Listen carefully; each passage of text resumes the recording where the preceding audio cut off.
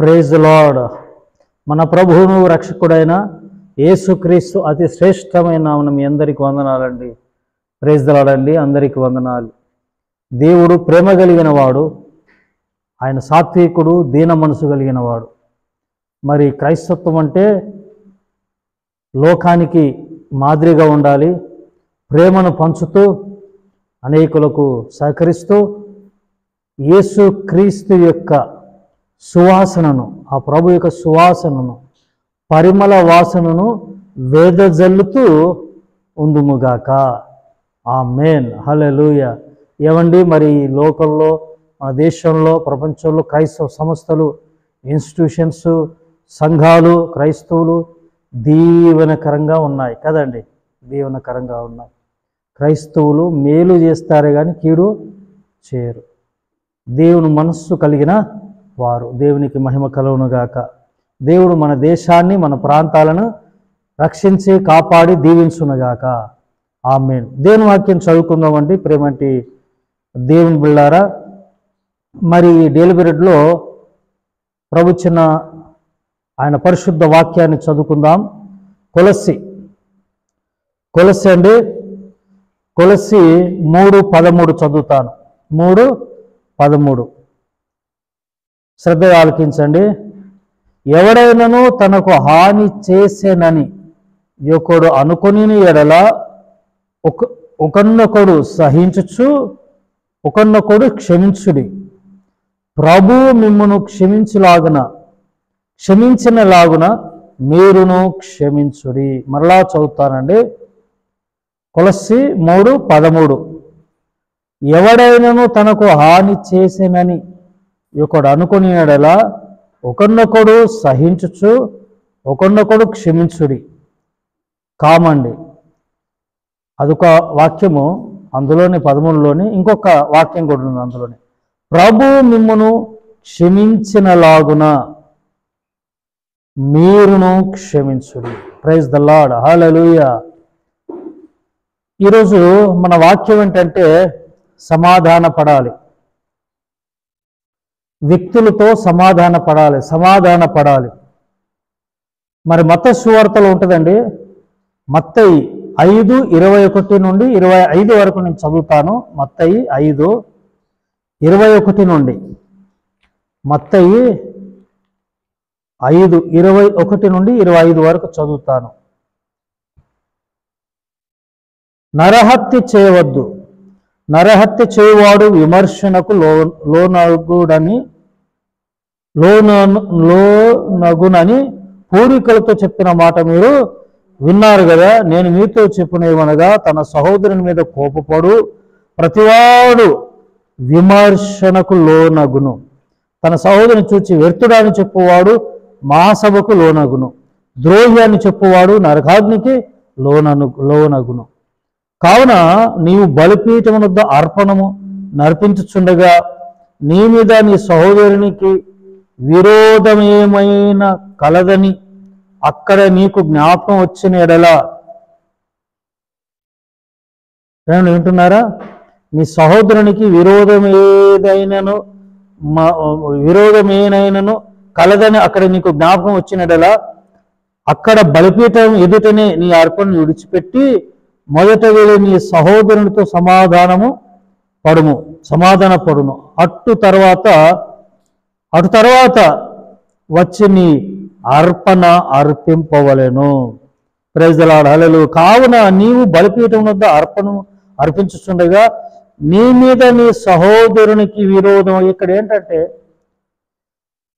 నీవు విరోధముగా కాదు, ఒకరికి విరోధం ఒకవేళ ప్రవర్తించినట్లయితే అని అక్కడ రాయబడలే. కానీ నీ మీద నీ సహోదరునికి, అంటే నీ మీద ఎవరికైనా కక్ష కట్టి ఉన్నారా? అట్టాయి ఉంది కదండి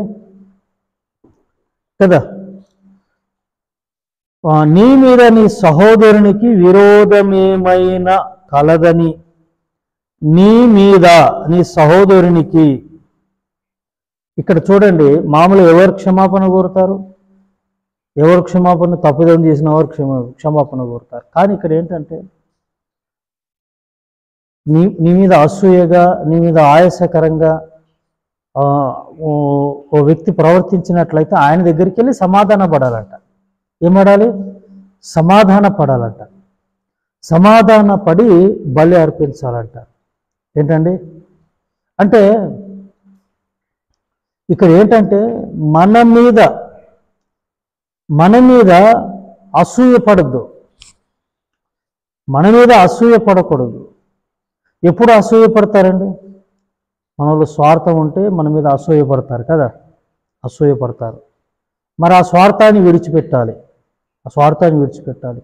విడిచిపెట్టాలి. ఇప్పుడు మళ్ళీ బలి అర్పిస్తున్నాం, బలి అర్పించే ముందు, కానుకేసే ముందు, ప్రార్థించే ముందు, వాక్యం చదివే ముందు, ఆరాధించే ముందు, ఆరాధన వచ్చే ముందు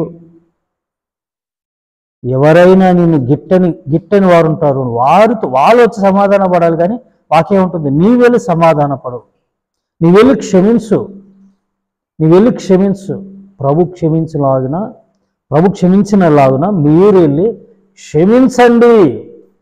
మీరు వెళ్ళి క్షమించండి, సమాధానపడు, అప్పుడు బలి అర్పించు అని వాక్యం ఉంటుంది. ఏమండి ఇంకొక వాక్యం నేను చూపిస్తాను. 1 కొరింథీ 11:28 అండి. 1 కొరింథీ 11:28.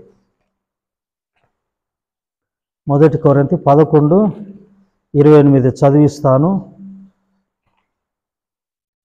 ప్రైజ్ ద లార్డ్, హల్లెలూయా. చూడండి, ఇక్కడ ఈ తెలిసిన వాక్యాలే అన్నీ, మనకన్నీ తెలిసిన వాక్యాలే ఇందులోనే ఉన్నాయి. తెలిసి ఇయే బాగా చదువుతూ ఉంటే మనకు ఇయే జీవ మార్గాల్లో నడిపించుద్ది. 11:28 ఏముంది? కాబట్టి ప్రతి మనుష్యుడు తన్ను తాను పరీక్షించుకునవలెను, అలాగు చేసి ఆ రొట్టెను తిని ఆ పాత్రలోనిది త్రాగవలెను. కాబట్టి ప్రతి మనుష్యుడు తన్ను తాను పరీక్షించుకోవాలి. ఏంటండి?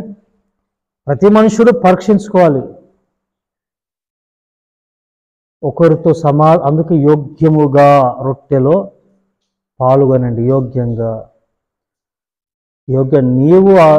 నీవు కోపడడం కాదు, నీ మీద ఎవరైనా కోపంగా ఉండి అసూయపరంగా ఉంటే వారితో సమాధానం పడి క్షమాపణ కోరుకొని సమాధాన పడాలి.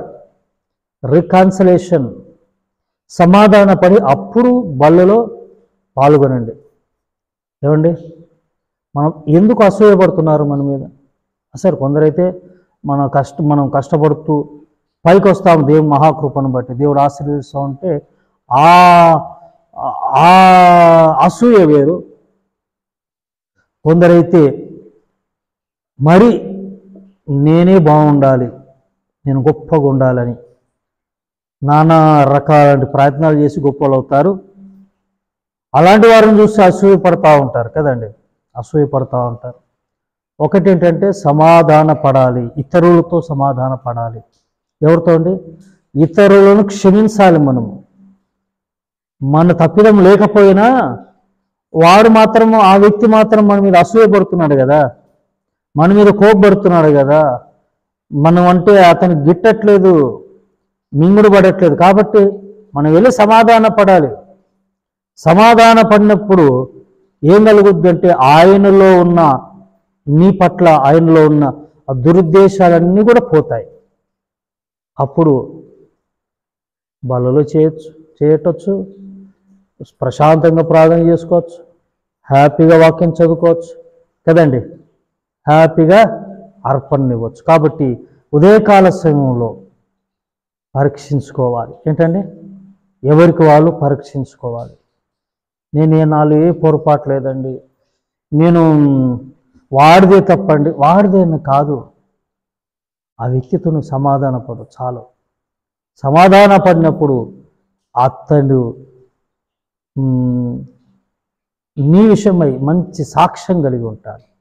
ప్రైజ్ ద లార్డ్, హల్లెలూయా. దేవుడు తన పరిశుద్ధ మాటలను దీవించి ఆశీర్వదించి మిమ్మల్ని దీవించునగాక.